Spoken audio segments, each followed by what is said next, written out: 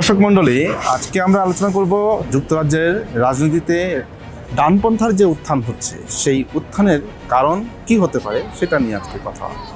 বিশেষ করে যে দুইটা দল রিফর্ম ইউকে এবং রিস্টোর ইউকে বর্তমান রাজনীতিতে বেশ ভালোভাবে আলোচনায় এসেছে এবং জনগণের মধ্যে একটা জনপ্রিয়তাও কিন্তু পাচ্ছে।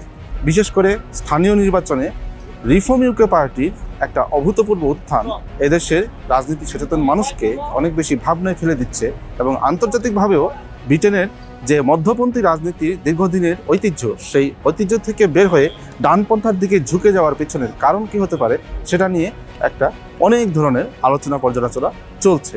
আজকে আমরা এআরটিভি নেটওয়ার্কের পক্ষ থেকে বোঝার চেষ্টা করব হঠাৎ করে কেন ব্রিটেনের মানুষ এত বেশি ডানপন্থার দিকে ঝুঁকে গেল।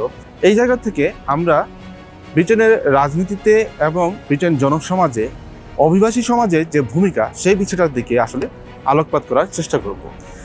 খেয়াল করে দেখবেন, গত 2 দিন কিংবা 3 দিন আগে বিশ্বকাপ ফুটবলে ফ্রান্স এবং মরক্কোর ম্যাচের পরে মরক্কো যখন ফ্রান্সের কাছে 2-0 গোলে হেরে যায়, তখন ব্রিটেনের লন্ডন শহরে অবস্থিত মরক্কান অভিবাসীরা প্রচুর সংখ্যায় বের হয়ে রাস্তাঘাটে রায়ট করা শুরু করে। এই যে একটা একপাক্ষিক দাঙ্গা, যার কোনো বাস্তব কারণই নেই, খেলা হয়েছে মরক্কো এবং ফ্রান্সের মধ্য দিয়ে, সেটা হচ্ছে একটা ফুটবল খেলা। এই ফুটবল খেলাকে কেন্দ্র করে দাঙ্গা হচ্ছে কোথায়? ব্রিটেনের রাজধানীতে। এই জিনিসটা কিন্তু আমাদের নোটে নিতে হবে। আরেকটা বিষয়ে, এরকম এই ঘটনা কিন্তু একটাতেই সীমাবদ্ধ নয়, বারবার এই দেশে বিভিন্ন ইস্যুতে এই ধরনের ঘটনা অভিবাসীদের পক্ষ থেকে ঘটে চলেছে। কিছুদিন আগে আপনারা মনে করে দেখবেন, সেটা হয়তো 6 মাস বা 1 বছর আগে আমরা দেখতে পেলাম ব্রিটেনের লন্ডন শহরের ইস্ট লন্ডন অংশটাতে অনেক সংখ্যক তরুণ যুবক মুখে কাপড় বেঁধে নিজেদের পরিচয় গোপন করে তারা রাস্তা আটকে নামাজ পড়ার একটা কর্মসূচি দিয়েছে।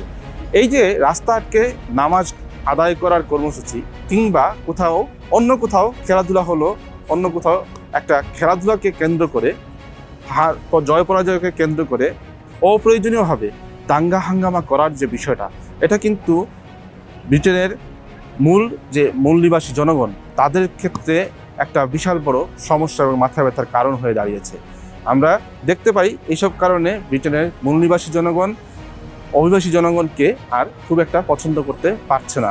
এর দায় কিন্তু অভিবাসী জনগণের যে সচেতন বুদ্ধিমান অংশ, বিবেকবান অংশ, তাদেরকে নিতে হবে এবং তাদেরকে প্রশ্ন করতে হবে, এই অভিবাসী জনগণ তাদের নিজেদের সমাজকে, নিজেদের মানুষকে প্রশিক্ষিত করা, এই যুক্তরাজ্যের মূলধারার সংস্কৃতি এবং জনগণের সাথে অভিযোজিত হওয়া, যেটাকে ইন্টিগ্রেশন বলা হচ্ছে, সেই ইন্টিগ্রেশনের দায়িত্বের কাজটা কিন্তু অভিবাসী সমাজের নিজেদের মধ্য থেকেই উঠতে হবে। এই দায়িত্বটা সবাইকেই পালন করতে হবে। শুধুমাত্র একতরফাভাবে জনগণের যারা ডানপন্থী রাজনীতির দিকে ঝুঁকছে তাদেরকে দোষারোপ করে কিন্তু কোনো সমাধান হবে না।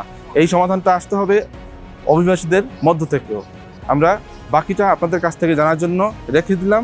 কমেন্টে জানিয়ে দেবেন আপনার মতামতটা কি। সবাইকে ধন্যবাদ।